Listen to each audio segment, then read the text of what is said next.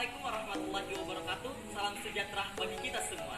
Saya Izan Farazli Iza, mahasiswa Stikes Nani Hasanuddin Makassar, jurusan S1 Keperawatan angkatan 2019, NIM NH011938. Pada video kali ini, saya akan menjelaskan mengenai sebuah penyakit dan penyebabnya serta gejala dan bagaimana cara mengatasinya. Simak video berikut. Lagi dengan saya. Sebagian besar orang mungkin sudah pernah mendengar apa itu ISPA atau penyakit ISPA. Mungkin kalian pernah mendengar dari media televisi, dari media cetak, ataupun dari internet. Kebanyakan yang Anda baca adalah inspeksi saluran pernapasan akut. Namun dari segi medis atau dari sisi medis, ISPA itu merupakan inspeksi saluran pernapasan atas. Jadi berbeda. Apa itu? Jadi inspeksi ini disebabkan oleh kuman, bisa virus, bisa bakteri yang menyerang seluruh pernapasan bagian atas. Jadi mulai dari hidung, mulut, kemudian faring, laring yang termasuk dalam kategori tenggorokan. Nah, ketika inspeksi ini sudah masuk ke atau turun ke bawah, sudah menyerang trakea, bronkus, dan lain-lain. Nah, itu bukan lagi merupakan inspeksi saluran pernapasan atas lagi. Nah, infeksi saluran pernapasan atas ini diadopsi oleh bahasa Inggris atau singkatannya adalah URTI atau Upper Respiratory Tract Infection. Nah, mungkin beberapa orang menyebutnya dengan kata akut. Jadi singkatan ISPA adalah inspeksi saluran pernapasan akut. Disebabkan karena mungkin gejala yang dihasilkan itu sifatnya sementara atau cepat. Nah, jadi akut itu sifatnya cepat, sedangkan kronis lawan katanya itu adalah sifatnya itu lama. Jadi misalnya kita sedang dihadapkan oleh batuk kronis. Jadi batuk itu sifatnya itu lama atau bisa bertahun-tahun. Nah, seperti itu. Sedangkan infeksi saluran pernapasan atas sifatnya itu mungkin bisa sembuh dalam waktu 7 sampai 14 hari. Nah, ISPA ini dapat menyerang siapa saja. Nah, kalau ditanya sebab penyakit ini dapat menyerang siapa saja, yaitu bisa menyerang pria, dan bisa menyerang wanita, bisa menyerang usia anak-anak, ataupun bisa menyerang usia lanjut, terutama mereka dengan daya tahan tubuh yang daya tahan tubuhnya itu lemah atau rendah, daya tahan tubuhnya itu menurun. Lalu apa saja yang menyebabkan daya tahan tubuh itu menurun? Nah, berikut ini adalah daya tahan tubuh menurun. Yang pertama itu adalah biasanya dipengaruhi oleh faktor cuaca. Nah, apalagi sekarang di Indonesia sedang terjadi yang namanya musim hujan. Mungkin ada yang sedang kehujanan atau yang sedang kedinginan. Akhirnya daya tahan tubuh mereka itu biasanya menurun atau mudah terkena atau terinfeksi virus. Nah, itu faktor utamanya. Yang kedua itu adalah faktor usia. Nah, kalau kita berbicara mengenai faktor usia, yang otomatis yang terkena itu adalah usia anak-anak ataupun usia lanjut atau orang tua. Nah, tubuhnya itu tidak sekuat orang-orang yang dimiliki oleh remaja. Nah, tetapi ada juga faktor-faktor yang lain, contohnya makanan misalnya.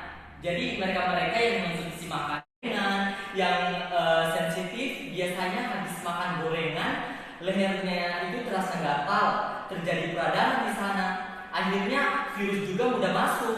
Nah, itu faktor kedua. Nah, untuk faktor ketiga yaitu faktor kebiasaan. Nah, mungkin Anda yang malas berolahraga, yang jarang terkena paparan sinar matahari, yang kerjanya cuma tidur, mungkin atau yang istirahatnya kurang, jadi kerja terus, kemudian tingkat stresnya tinggi. Nah, itu juga yang dapat menyebabkan penurunan daya tahan tubuh Anda. Nah, itu termasuk dalam yang menyebabkan daya tahan tubuh Anda rendah atau menurun.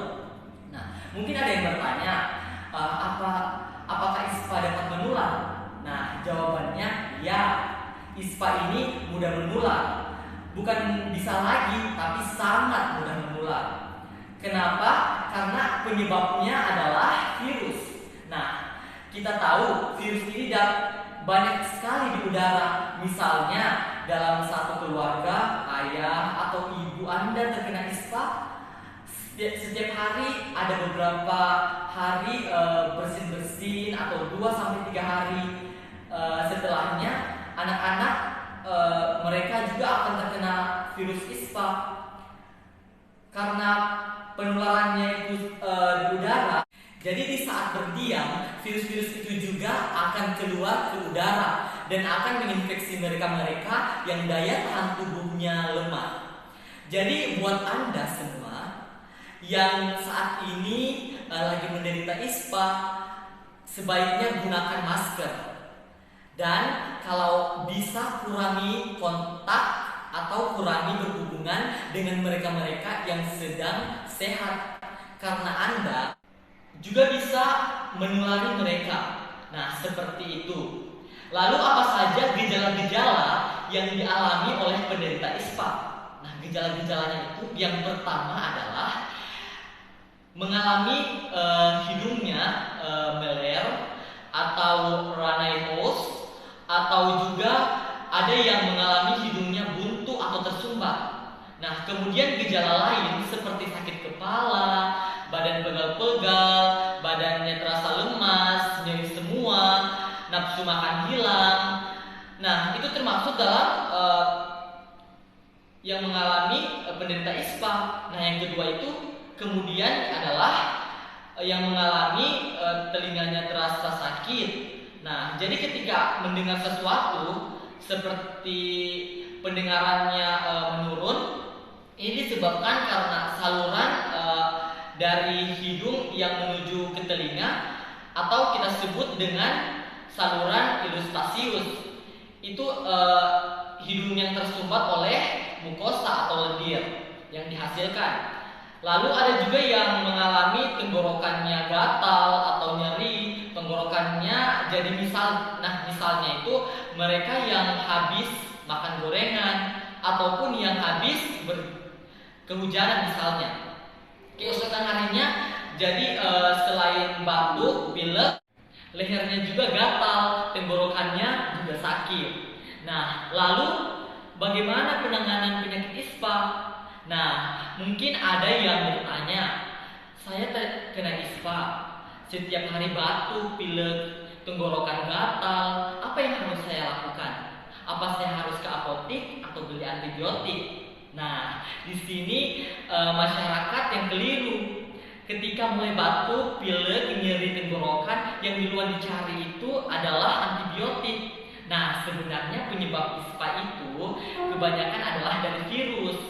Nah, jadi percuma Anda mengonsumsi antibiotik kecuali Anda mengalami infeksi sekunder. Jadi virus sudah masuk, lalu bakteri masuk. Nah, ketika bakteri masuk, Anda harus ke dokter. Sekian informasi dari saya. Saya doakan semoga Anda sehat selalu.